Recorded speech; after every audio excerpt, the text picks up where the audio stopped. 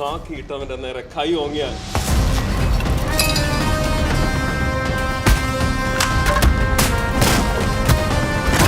He was very active on set. എല്ലാവരോടും സംസാരിക്കും. Sir would always bring food for everybody on set.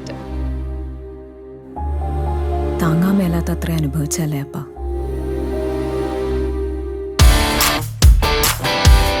എങ്ങനെയാണ് പ്രണവ് സെറ്റിൽ വന്നു കഴിഞ്ഞാൽ ഇപ്പോഴും നിങ്ങൾ തമ്മിൽ ഒരു സൗഹൃദം നിലനിൽക്കുന്നുണ്ടോ? Yes, definitely. I think he's one of my closest friends from the industry. ഈ ഒരു ഹിമാലയത്തിലും അല്ലാതെ വേറെ എവിടെയെങ്കിലും ട്രക്കിങ്ങിന് പോകുന്ന ഒരു ബാഗുമായിട്ട് നടക്കുന്ന പ്രണവ് പോലെ പലപ്പോഴും നമ്മൾ വീഡിയോസിലൊക്കെ കാണും.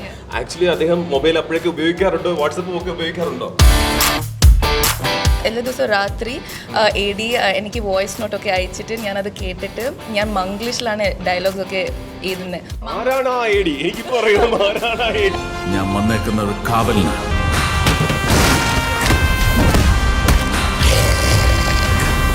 നമസ്കാരം.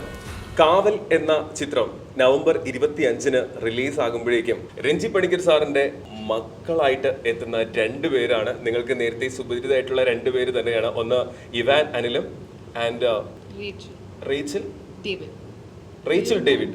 അല്ല, ഞാൻ പേര് മറന്നില്ല. ഞാൻ ചെന്നിട്ട് ഇതിൽ നോക്കുമ്പോഴേക്കും ആരാണ് അപ്പൊ സയ? അത് ക്യാരക്ടറിന് വേണ്ടിയിട്ടായിരുന്നു ഞാൻ പേര് മാറ്റിയത്. സയ എന്ന് പറഞ്ഞ് ഇൻസ്റ്റാഗ്രാമിലൊക്കെ സെർച്ച് ചെയ്യുന്നു, അവിടെ ഒരു സയം കാണാനില്ല. പിന്നെ നോക്കിയപ്പോ റേച്ചൽ ഡേവിഡ് ആവുന്നു. എങ്ങനെയായിരുന്നു ഈ പേര്? കഥാപാത്രത്തിൽ ഏത് സിനിമയുടെ കഥാപാത്രമായിരുന്നു? 21ാം നൂറ്റാണ്ടിന്റെ ക്യാരക്ടറിന്റെ പേരായിരുന്നു. സോ അതിന് വേണ്ടിയിട്ട് ഞാൻ സ്ക്രീൻ നെയിമും മാറ്റിയിരുന്നു. പക്ഷേ it was very difficult for me because I have been born and raised with the name Rachel. So പെട്ടെന്ന് ഒരു ചേഞ്ച് പറഞ്ഞാൽ I can't introduce myself as I. So അതിന് വേണ്ടിയിട്ട് I went back to my birth name. Okay. So it is Rachel now, and Cinemalum Kavalum my character's name is Rachel. Okay. So yeah, Rachel. അപ്പം ഇതില് 21-ാം നൂറ്റാണ്ടിലെ സായ ആണെന്നുണ്ടെങ്കിൽ ഇതിനകത്ത് വന്ന് Rachel ആയിട്ട് മാറിയിട്ടുണ്ട്. അപ്പൊ ആരാണ് ഇതിൽ മൂത്തതായിട്ട് അഭിനയിക്കുന്നത്? മൂത്തതായിട്ട് റേച്ചൽ ചേച്ചി തന്നെയാണ് അഭിനയിക്കുന്നത്. ഇവന്റെ കഥാപാത്രത്തിന്റെ പേരെന്താണ്? എന്റെ പേര് അലക്സ്. അലക്സ്. ഓക്കെ. അലക്സ് കുറച്ച് സീരിയസ് ആയിട്ടുള്ള അനിയനാണ്. അല്ല തട്ടിക്കളിക്കുന്നത്, എല്ലാരും തട്ടിക്കളിക്കുന്നത്. ഓക്കെ. ഇതെവിടെയാണ്? ഒരു മലയോര പശ്ചാത്തലത്തിലാണോ കഥ നടക്കുന്നത്? ഇടുക്കി ഒരു high ഹൈ range റേഞ്ചിലുള്ള. ഈ ഒരു ട്രെയിലർ കാണുമ്പോൾ നമുക്ക് മനസ്സിലാവുന്ന കാര്യം എന്ന് പറഞ്ഞാൽ നിങ്ങളുടെ ഒരു കുടുംബത്തിലേക്ക് എന്തോ സംഭവിക്കുന്നു ആൻഡ് ദെൻ തമ്പാൻ തിരിച്ചു വരുന്നുള്ള ഒരു സംഭവങ്ങളൊക്കെ സൂചനകളൊക്കെ കിട്ടിയിട്ടുണ്ട്. അങ്ങനെ തന്നെ ഒക്കെ ആയിരിക്കും. അത് സിനിമ കണ്ടിട്ട് മനസ്സിലാക്കുന്നല്ലേ. ശരി. ഓക്കെ. പ്രണവ് മോഹൻലാലും റേച്ചലും കൂടി വീണ്ടും ഇരിക്കുന്നു, അല്ലെങ്കിൽ ദൂരെ നോക്കിയിട്ട് അങ്ങനെ ഒരു ഫീൽ ഇരിക്കുന്ന പോലെ തോന്നുന്നുണ്ട്. റേച്ചലിനോട് ചോദിക്കാനുള്ള വേറൊരു കാര്യം എന്ന് പറഞ്ഞാൽ പ്രണവിനോടൊപ്പം അഭിനയിച്ച വ്യക്തിയാണ്. ഇപ്പോൾ ഏറെ ഹിറ്റായിട്ട് വൻ ഒരു മാറ്റം 21-ാം നൂറ്റാണ്ടിൽ നിന്ന് ഇപ്പം 2021-ലെ ഹൃദയത്തിന്റെ ഇത് വരുമ്പോഴേക്കും ദർശന എന്നുള്ള സോങ് തന്നെ ആ ഒരു മാറ്റം എങ്ങനെ കാണുന്നു? പ്രണവിന്റെ മാറ്റം. I'm very proud of him. ഞാൻ ആക്ച്വലി പാട്ട് കണ്ടിരുന്നു. ഞാൻ ചെന്നൈ പോയപ്പോൾ ഞാൻ പാട്ട് കണ്ടിരുന്നു. And I think it is going to be a break for him. വലിയ ബ്രേക്ക് ആയിരിക്കും. And I think he's in a phenomenal actor. And കുറേ എക്സ്പ്ലോർ ചെയ്യാനുണ്ട് for Appu. And I think the directors brought the best out of him. And I'm very happy for him. So wishing the song is on my playlist. Darshana paattu keettu it's just on my loop the whole time. So yeah, I've been very excited for that film. Okay. ഈ ഇവാനെല്ലാം കണ്ടിട്ട് എപ്പോഴെങ്കിലും പ്രണവ് മോഹൻലാലിന്റെ എന്തെങ്കിലും ഒരു ചായ തോന്നിയിട്ടുണ്ടോ? തോന്നിയിട്ടില്ല.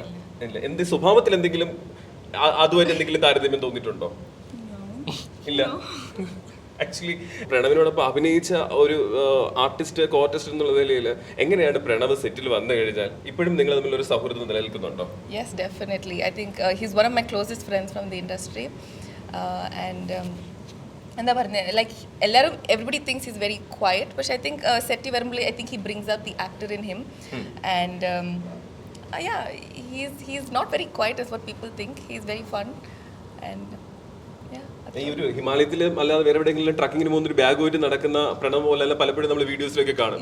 Actually അദ്ദേഹം മൊബൈൽ അപ്പോഴൊക്കെ ഉപയോഗിക്കാറുണ്ടോ? വാട്സപ്പ് ഒക്കെ ഉപയോഗിക്കാറുണ്ടോ? ഉണ്ട്. ഇപ്പോഴും ട്രാവലിംഗിലാണ്. പക്ഷെങ്കിൽ he still is very much active on his phone. Okay. And അപ്പുറത്തെ കാര്യം പറയുകയാണെന്നുണ്ടെങ്കിൽ അവിടെ ജീവിതത്തിൽ ഒറിജിനൽ ആയിട്ടുള്ള സിസ്റ്റർ എസ്റ്റർ ആനിൽ. അപ്പം വീട്ടില് നിങ്ങൾ ആരാണ് കുറച്ച് കാര്യങ്ങൾ ബോൾഡായിട്ട് സംസാരിക്കുന്ന? ആരാണ് പാവം? ആരാണ് ബോൾഡായിട്ട് സംസാരിക്കുന്നത്? അതെ, അവള് തന്നെ മൂത്ത ചേച്ചി. ശരിക്കും എന്നെക്കാട്ടും ഒരു വയസ്സ് വ്യത്യാസമേ ഉള്ളൂ. പക്ഷേ അവളാണ് കുറെ കൂടെ കാര്യങ്ങൾ. കാരണം അവൾക്ക് വർഷങ്ങളായിട്ട് ഇതിൽ എക്സ്പീരിയൻസ് ഉണ്ട്. എല്ലാത്തിലും കുറെ ആൾക്കാരായിട്ട് മിണ്ടി കണ്ടു പരിചയമുണ്ട്. പക്ഷെ ഞാൻ അതേ സമയത്ത് ഒരു സ്റ്റേജ് പ്രോഗ്രാമിന് പോലും ഇന്നേ വരെ പോയിട്ടില്ല. അപ്പോൾ അങ്ങനെയുള്ള എനിക്കിത് ഭയങ്കര എന്താ പറയുക പുതിയതായിട്ടുള്ളൊരു കാര്യമാണ്. ഇത് മാത്രമല്ല അവള് എല്ലാ കാര്യത്തിനും അവള് നല്ല ബോൾഡായിട്ടൊരു ഡിസിഷൻ എടുക്കുന്ന ഒരാളാണ്. ഞാൻ ഇത് കണ്ട് പഠിക്കുന്ന ഒരാളാണ്. എൻ്റെ അനിയനും അതെ, അവനും സിനിമയിലേറിക്കും സിനിമയിലാണ്. അവനോട് ഞാൻ ഇടയ്ക്ക് ചോദിച്ചിട്ടുണ്ട്, നീ ഇതെങ്ങനെയാണ് ചെയ്യുന്നത്? അപ്പോൾ അവനിങ്ങനെ കണ്ണിറുക്കി കാണിച്ചിട്ട് അതാ ഇത്രേ ഉള്ളൂ അങ്ങനെയൊക്കെ എന്നോട് പറയാറ്, അല്ലാണ്ട് വേറൊന്നും അങ്ങനെ. അപ്പോൾ എസ്തറാണ് വീട്ടിൽ ഏറ്റവും കാര്യങ്ങൾ ബോൾഡായിട്ട് ചെയ്യുന്നതൊക്കെ. അപ്പം വീട്ടിലെ കാര്യം പറയുകയാണെന്നുണ്ടെങ്കിൽ അനിലേട്ടനും മഞ്ജുജിക്കും അവിടെയുള്ള കാര്യങ്ങൾ നോക്കുന്നതിനപ്പുറം മക്കളും 3 പേരും ഇപ്പം സിനിമയിലേക്ക് അഭിനയിച്ചുകൊണ്ടിരിക്കുകയാണ്. അപ്പം ആരുടെ കാര്യങ്ങളിലാണ് കുറച്ച് കൂടുതൽ ഇപ്പം സെറ്റിലൊക്കെ വന്നിട്ട് ആരൊക്കെയാണ് മാറി മാറിയാണ് രണ്ടാളും സെറ്റിലേക്കൊക്കെ വന്നു പോകുന്നത്? അതെ, കാരണം ഇതിൻ്റെ 3ാമത്തെ ഷെഡ്യൂളിന് എസ്തറിൻ്റെ ദൃശ്യം സെക്കൻഡ് പാർട്ട് നടക്കുമായിരുന്നു. അപ്പോൾ അങ്ങനെ തന്നെയായിരുന്നു. അമ്മ ഒരു സ്ഥലത്തും അല്ല, എൻ്റെ കൂടെ ആരും വരലില്ല എന്നല്ല, അവർ വന്നിട്ട് പോകാറാണ് പതിവ്. പിന്നെ അങ്ങനെ ഇപ്പോൾ 2 ആയിട്ടാണ് ചെയ്യുന്നത്. ഓക്കെ. ആൻഡ് സുരേഷ് സാറിന്റെ കാര്യം എല്ലാവർക്കും അറിയാം. സുരേഷ് ഗോപി എന്ന് പറഞ്ഞൊരു വ്യക്തി ഏത് ഷൂട്ടിന് വന്നാലും വരുന്ന ഓരോ അംഗത്തെയും, ഇപ്പം ആർട്ടിസ്റ്റ് ആയിക്കോട്ടെ അല്ലാന്നുണ്ടെന്നുണ്ടെങ്കിൽ അവിടെ നിൽക്കുന്ന ലൈറ്റ് ബോയ് ആയിക്കോട്ടെ, പല പ്രശ്നങ്ങൾ എവിടെയൊക്കെയാണ് അദ്ദേഹം ഏതൊക്കെ പ്രശ്നങ്ങളാണ് ഇടപെടുന്നത്, എങ്ങനെയാണ് അദ്ദേഹം ഒരു കെയറിങ് ഒരു സെറ്റിന് കൊടുക്കുന്നത് എന്നുള്ളത് ഒന്നും അറിയത്തില്ല.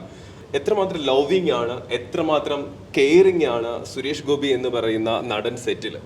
He was very active on set. എല്ലാവരോടും സംസാരിക്കും. Sir would always bring food for everybody on set.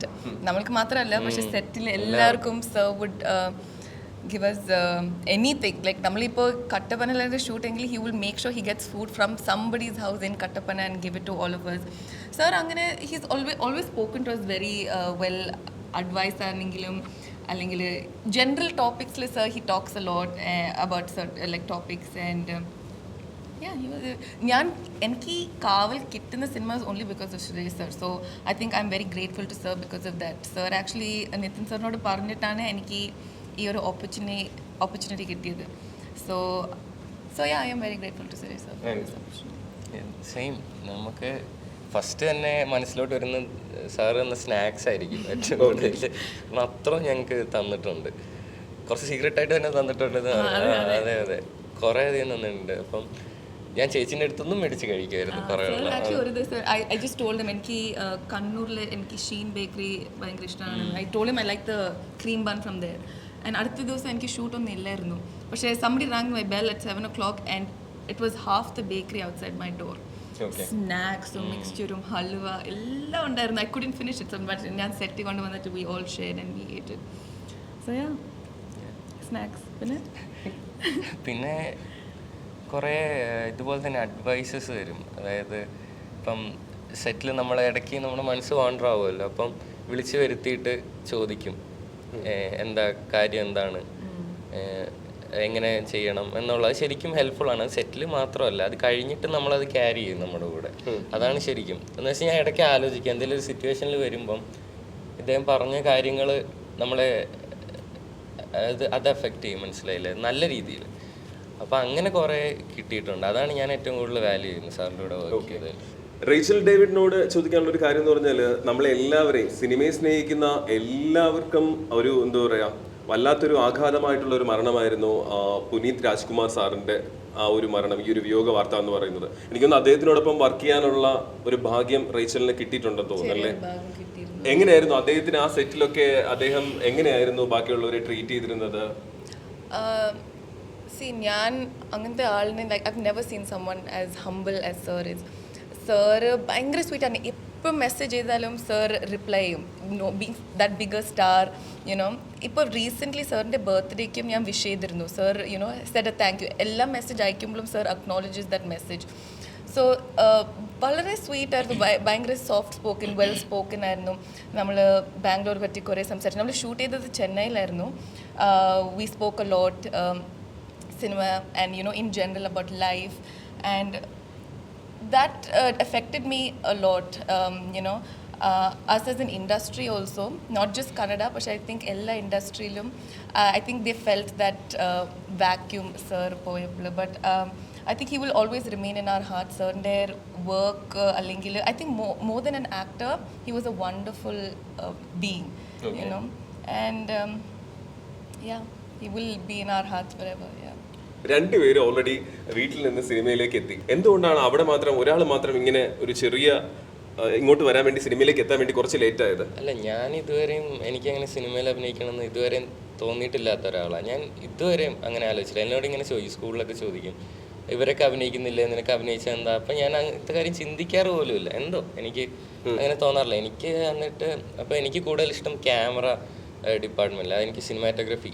ഈ സിനിമയിൽ വന്നത് പോലും അങ്ങനെയാണ്. ഞാൻ നിഖിൽ ചേട്ടൻ്റെ കൂടെ അസിസ്റ്റ് ചെയ്യാൻ പറ്റുമോ എന്ന് ചോദിക്കാൻ വേണ്ടി ചെന്നപ്പോഴാണ് ഇതിലൊരു റോളുണ്ട് അലക്സ് എന്നാണ്, അപ്പം നിനക്ക് ചെയ്യാൻ പറ്റുമോ എന്ന് എന്നോട് ചോദിക്കുന്നത്. അപ്പോൾ അങ്ങനെ ചോദിച്ചപ്പോൾ ഞാൻ ഓക്കെ. മാത്രമല്ല, എന്നോട് ഡിപ്പാർട്ട്മെൻറ്റ് കൂടെ അവരുടെ കൂടെ കൂടിക്കോളാനും പറഞ്ഞു. പക്ഷേ കുറച്ച് സമയത്തിൻ്റെ പ്രശ്നം വന്നുകൊണ്ട് അതിൽ ചേരാൻ പറ്റിയില്ല. പക്ഷെ സെറ്റിലുള്ള സമയത്തൊക്കെ ഞാൻ ഇവരുടെ വർക്കാണ് കൂടുതലും ഞാൻ ശ്രദ്ധിച്ചുകൊണ്ടിരുന്നത്. അപ്പം എനിക്ക് ടെക്നിക്കൽ സൈഡാണ് കൂടുതൽ ഇഷ്ടം. പക്ഷേ ഇതിലങ്ങനെ ഒരു ഓപ്പർച്യൂണിറ്റി വന്നപ്പം അങ്ങനെ ചെയ്യാം, അതായത് ഇവരുടെ കൂടെ തന്നെ നിന്ന് കണ്ടു പഠിക്കാമല്ലോ ബാക്കി കാര്യങ്ങൾ. അപ്പം അതുകൊണ്ട് അങ്ങനെ വന്നതാണ് സിനിമയിലേക്ക്. പിന്നെ അഭിനയിക്കുന്നതായിട്ട് ആദ്യമായിട്ട് വന്നേക്കുന്നത്. അല്ലാതെ അഭിനയിക്കണം എന്ന് ഞാൻ ഇതുവരെയും അങ്ങനെ ആഗ്രഹിച്ചില്ല. പക്ഷെ ചെയ്ത് കഴിഞ്ഞപ്പം ഒരു ആഗ്രഹം, കാരണം ഓരോ പ്രാവശ്യം ചെയ്യുമ്പോൾ ഇനിയും ബെറ്ററായിട്ട് ചെയ്യണം, അല്ലെങ്കിൽ ഇത് എന്താ പറയുക, ഒരു സെൽഫായിട്ട് എക്സ്പ്ലോർ ചെയ്യാൻ പറ്റുന്ന ഒരു മേഖലയാണെന്ന് എനിക്ക് മനസ്സിലായി ഓരോ പ്രാവശ്യം ചെയ്യുമ്പോഴും. മാത്രമല്ല, ഇവരൊക്കെ നന്നായിട്ട് ഹെൽപ്പ് ചെയ്യും ആ കാര്യത്തിന്. പല തരത്തിലുള്ള ആൾക്കാരുണ്ട്. അപ്പോൾ അങ്ങനെയാണ് ഞാൻ ഇതിലോട്ട് വന്നത്. അതല്ലാണ്ട് അല്ല, എനിക്ക് തോന്നുന്നില്ല. എൻ്റെ അനിയനാണെങ്കിലും അനിയത്തിയാണെങ്കിലും എറിക്കിന് കുറെ കൂടെ നല്ല ആഗ്രഹമുണ്ട്, അഭിനയിക്കണം എന്നുള്ളൊരു ആഗ്രഹമുണ്ട്. അപ്പോൾ അങ്ങനെയാണ് എത്തിയത്. ആൻഡ് രഞ്ജി പണിക്കർ സാറ് മലയാള സിനിമയിൽ ഒരുപാട് കഥകൾ സമ്മാനിച്ചുള്ള, തിരക്കഥകൾ സമ്മാനിച്ചിട്ടുള്ള വ്യക്തി. അതിനുശേഷം എന്തെങ്കിലും സജഷൻസ് ഒക്കെ സാറ് പറഞ്ഞു തരാറുണ്ടായിരുന്നോ? എനിക്ക് സാർ പറഞ്ഞത് to be very fluent with the lines.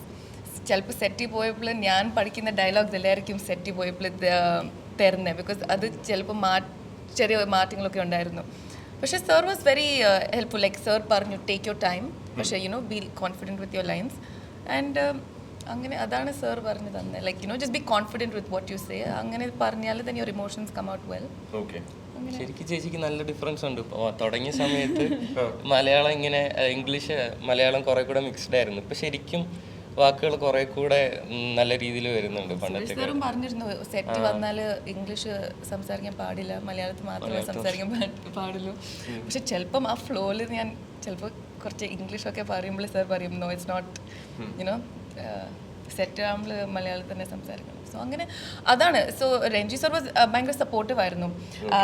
എൻ്റെ അച്ഛനായിട്ടാണ് സാർ പ്ലേ ചെയ്യുന്നത്. സോ കുറേ സീൻസൊക്കെ ഉണ്ടായിരുന്നു. സോ സാർ എവിടെയാ മാറ്റങ്ങളൊക്കെ ചെയ്യേണ്ടിരുന്നു സാർ പറഞ്ഞു തന്നിട്ട് ഞാൻ അങ്ങനെ ചെയ്തിട്ട് ഹി വാസ് ഹാപ്പി. റേച്ചിൽ 21-ാം നൂറ്റാണ്ട് കഴിഞ്ഞ പിന്നെ ഇടയ്ക്കൊരു പടവും കഴിഞ്ഞിട്ട് പിന്നെ വീണ്ടും മലയാളത്തിൽ എത്തുകയാണ്.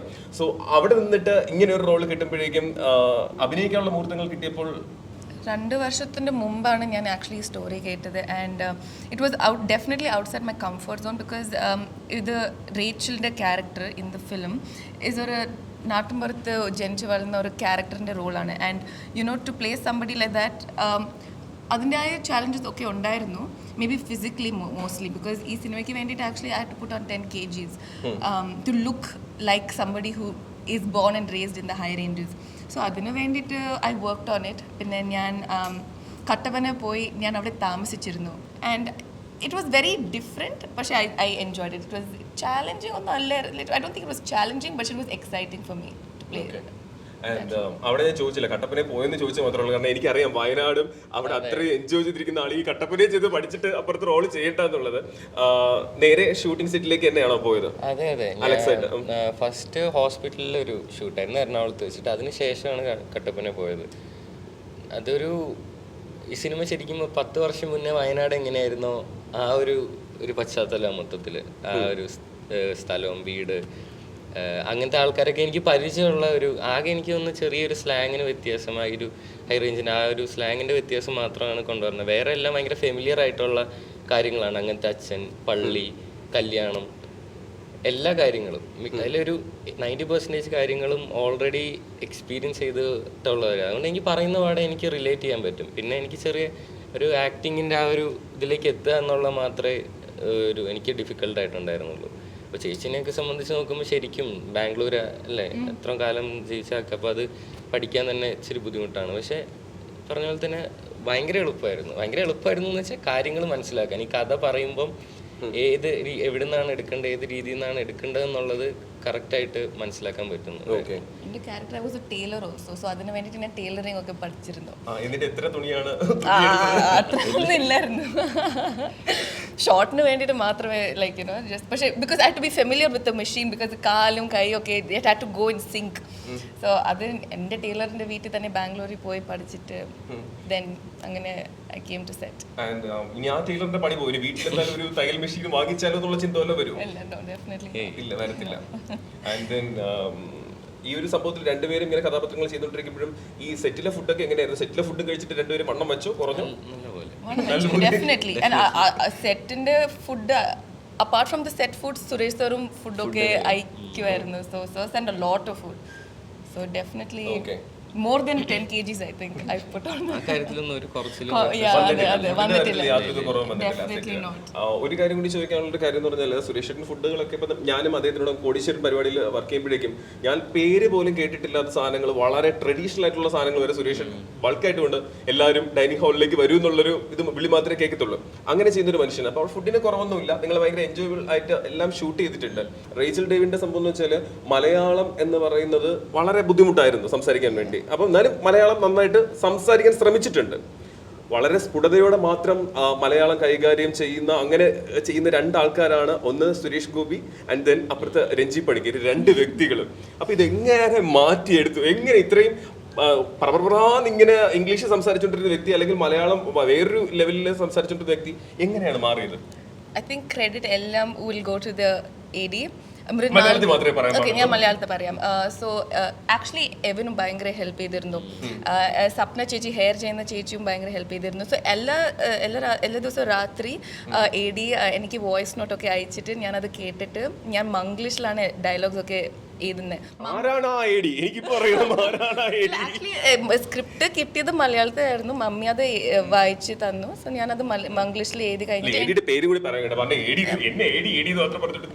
മൃണാലിനി ഞാൻ പറഞ്ഞില്ലേ, Mrinalini she was very helpful. So voice note കേട്ടിട്ട് ഞാൻ അങ്ങനെ ബൈ ഹാർട്ട് ചെയ്തിട്ടാണ് ഞാൻ സെറ്റ് വരുന്നത്. സോ ഹോംവർക്ക് ഒക്കെ ഡെഫിനറ്റ് ആയിട്ട് പിറ്റേ ദിവസം ചെയ്തിട്ടാണ് ഞാൻ സെറ്റ് വരുന്നത്, അല്ലെങ്കിൽ എനിക്ക് പാടായിരുന്നു. ആൻഡ് സുരേഷിന്റെ സിനിമകളൊക്കെ എന്തായിരുന്നാലും ഒരു സിനിമ കുടുംബമാണ് ആ വീടെന്ന് പറയുന്നത്. ഇപ്പം നിങ്ങൾ 5 പേര് അടങ്ങുന്ന ഒരു കുടുംബത്തിനെന്ന് പറഞ്ഞാൽ സിനിമ എന്ന് പറയുന്നത് വളരെ വർഷങ്ങളായിട്ട് നിലനിൽക്കുന്ന ഒന്നുമാണ്. അഭിനയത്തിന്റെ ഭാഗത്തുണ്ട്, സിനിമകൾ കാണാറുണ്ട്, എല്ലാ സിനിമകളും മുടങ്ങാതെ കാണാറുണ്ട്. സുരേഷ് ഗോപി സാറിന്റെ സിനിമകളിൽ ഏറ്റവും ഇഷ്ടപ്പെട്ട സിനിമ ഏതാണ്? ഇഷ്ടപ്പെട്ട സിനിമകൾ അല്ലെങ്കിൽ ഭരത്ചന്ദ്രൻ IPS ആയിരിക്കും. അല്ല, പല സിനിമകളുണ്ട്, അതുണ്ട്. പിന്നെ ചിന്താമണി കൊലക്കേസ്. ഞങ്ങളെന്ന് പറഞ്ഞാൽ അവിടെ വയനാട്ടിലെ തിയേറ്റേഴ്സ് ഭയങ്കര കുറവായിരുന്നു. അപ്പം പോകുന്ന സമയത്ത് നമ്മൾ വെള്ളിയാഴ്ച തന്നെ കറക്റ്റ് പോയി സിനിമ കാണും. സ്കൂൾ വിട്ട് കഴിഞ്ഞാൽ എന്തൊക്കെ മുടങ്ങിയാലും ആകെ എന്ന് വെച്ചാൽ ഇത് സിനിമയിലൊക്കെ വരുന്നതിന് മുന്നെയാണ്. അതിൽ ഒരു ബൈക്കുണ്ട്, അതിൽ 5 പേര് ഇരുന്നിട്ട് പോയി സിനിമ കാണും. അതിനൊരു മുടക്കുമില്ല. എന്തൊക്കെ പറഞ്ഞാലും അതിനൊരു മുടക്കം വരാത്ത കാര്യം. അപ്പം ഇങ്ങനെ ഒരു പ്രാവശ്യം ഇതേപോലെ എസ്തർ കുറച്ച് എംബാരസിങ്, അവളിങ്ങനെ ഇതേതോ ഭരത്ചന്ദ്രൻ IPSലെ ഡയലോഗാന്ന് തോന്നുന്നു. ബസ്സിൽ പോകുമ്പം ഇങ്ങനെ ഷിറ്റ് എന്നൊക്കെ പറഞ്ഞിട്ട് അവള് ബസ്സിൽ ഇരുന്ന് പറഞ്ഞ് എല്ലാവരും നോക്കുകയൊക്കെ ചെയ്യായിരുന്നു. അപ്പം ഞങ്ങൾ നല്ല സിനിമ ആസ്വദിക്കുന്ന സാറിൻ്റെ പടങ്ങൾ കുറേ പ്രാവശ്യം CD മേടിച്ച് ഇങ്ങനെ ഇരുന്നിരുന്നു. ചെറുപ്പത്തിൽ ഇത് ഒരു CD ഉണ്ടാവുള്ളൂ, ഇത് തന്നെ ഒരു 10 പ്രാവശ്യം ഇരുന്ന് ഇങ്ങനെ കാണും. അപ്പോൾ അത് കണ്ടുകൊണ്ടിരുന്ന ഒരാളുടെ കൂടെയാണ് ഇപ്പോൾ അഭിനയിക്കുക എന്ന് പറയുന്നത്. എനിക്കിപ്പോഴും എൻ്റെ മനസ്സിനത് ഫിഗർ ഔട്ട് ചെയ്യാൻ പറ്റാത്തൊരു കാര്യമാണ്. ഇപ്പോഴും അത് അങ്ങനെ അറിയുമ്പോഴും അത് റിയൽ ആണെന്ന് എനിക്ക് അങ്ങോട്ട് ഫിക്സ് ചെയ്യാൻ പറ്റാത്തൊരു കാര്യം. അപ്പം ഏറ്റവും ഇഷ്ടമുള്ള മൂവി ഏതാണെന്ന് ചോദിച്ചത് ഇപ്പം പറഞ്ഞതേ ഉള്ളൂ. ഭരത്ചന്ദ്രൻ IPS ഉണ്ട്, പിന്നെ ചിന്താമണി കൊലക്കേസ്, കുറേ സിനിമകളുണ്ട്. കണ്ടിട്ടുണ്ടോ സുരേഷ് സാറിന്റെ സിനിമകൾ? യെസ്, ഞാൻ റീസെന്റ് ആയിട്ട് കണ്ടത് വാസ് ഭരണി ആവശ്യമുണ്ട്. I like summer in Bethlehem. Okay, അതാണ് കണ്ടത്. സുരേഷിന്റെ ഏതെങ്കിലും ഡയലോഗ് റീച്ചലിന് ഓർമ്മയുണ്ടോ? ഒന്നും അങ്ങനെ ഓർമ്മയില്ല. അവിടെയാണെങ്കിൽ ഡയലോഗ് പറയുമ്പോൾ ഏതായിരിക്കും ഓർത്തിരിക്കുന്നത്? ഡയലോഗ് എന്ന് പറഞ്ഞാൽ അത് പോലീസ് വേഷങ്ങളാണ് കൂടുതലും ഓർത്തിരിക്കുന്നത്. ഓക്കെ, അതിലെ ഡയലോഗ്സ് ആണ്. കാക്കി ഇട്ടവന്റെ നേരെ കൈ ഓങ്ങിയാൽ ഇങ്ങനെ പറയുന്ന ഡയലോഗ് അങ്ങനെയാണോ? സുരേഷ് ഏട്ടൻ സംസാരിക്കുമ്പോൾ അല്ലാത്ത രീതിയിൽ ഈ പ്രസൻസിൽ അദ്ദേഹം വന്ന് സംസാരിക്കുമ്പോഴേക്കും റേച്ചിൽ പഠിച്ച കാര്യം എന്താണ്? കാരണം ഒരു ഡയലോഗ് അദ്ദേഹം പ്രസന്റ് ചെയ്യുമ്പോൾ അതിനകത്ത് അവിടെ കൊടുക്കുന്ന ഒരു ഇമ്പോർട്ടൻസ് നിങ്ങൾ രണ്ടുപേരും അദ്ദേഹം ആ ഒരു സ്ക്രീൻ പ്രസൻസ് തരുന്ന കാര്യത്തിൽ നിങ്ങൾ പഠിച്ചത് എന്താണ്? ആക്ച്വലി അദ്ദേഹത്തിന്റെ ഒരു അഭിനയം കണ്ട് നിങ്ങൾ പഠിച്ചത് എന്താണ്? രണ്ടാൾക്കാരും ഭയങ്കര കൺട്രോൾഡ് ആയിട്ടാണ്, അതെങ്ങനെയാന്ന് കണ്ടുപഠിച്ച ഒരു കാര്യമാണ്. അത് പഠിച്ചുകൊണ്ടിരുന്ന ഒരു കാര്യമാണ്. ഭയങ്കര കൺട്രോളിലാണ്. ഒരു ഡയലോഗ് അത് എപ്പോഴാണ് പഠിക്കുന്നതെന്ന് ഇതുവരെ സ്ക്രിപ്റ്റ് അങ്ങനെ ഇരുന്ന് വായിക്കുന്നതൊന്നും കണ്ടിട്ടേ ഇല്ല. വരുന്നു ഉടനെ തന്നെ കറക്റ്റായിട്ട് വേണ്ട രീതിയിൽ വേണ്ട ലെങ്ത്തിൽ കറക്റ്റായിട്ട് പറയുകയാണ് ചെയ്യുന്നത്. ചെറിയ എന്തെങ്കിലും ഡയറക്റ്റ് എന്തെങ്കിലും മാറ്റം ഉണ്ടെങ്കിലേ ഉള്ളൂ. അത് ഭയങ്കര റെയറായിട്ട് കാണാൻ പറ്റുന്ന ഒരു കാര്യമാണ്. ഭയങ്കര കൺട്രോൾഡ് ആയിട്ടാണ് ഡയലോഗെല്ലാം പറയുന്നത്. അത് മാത്രമല്ല, ആക്ഷൻസിനൊപ്പം അത് വരുന്നു എന്നുള്ളതാണ് വേറൊരു കാര്യം. ഓക്കെ. ആൻഡ് റേച്ചൽ ഇത് തന്നെയാണ് പറയാനുള്ളത്. ഭയങ്കര ഡിസിപ്ലിൻഡ് ആണ്. ഈവൻ പറഞ്ഞ പോലെ സർ ഭയങ്കര like he knows what he's doing and saying. സാറിൻ്റെ ആക്ഷൻ സീൻസ് കാണാൻ ഭയങ്കര I think it was a privilege to see sir doing his action scenes. You know അടിയുമൊക്കെ കിട്ടി, but it was great to watch him. Like very well choreographed ആണ് സാറിന്. Like he knows his timing, so it was great to watch him. November 25-ന് കാവല് തിയേറ്ററുകൾ എത്തുകയാണ്. കുറിപ്പിന് കിട്ടിയ സ്വീകാര്യത കഴിഞ്ഞ് അടുത്ത് എത്തുന്ന സൂപ്പർ സ്റ്റാർ ചിത്രമാണ് കാവൽ.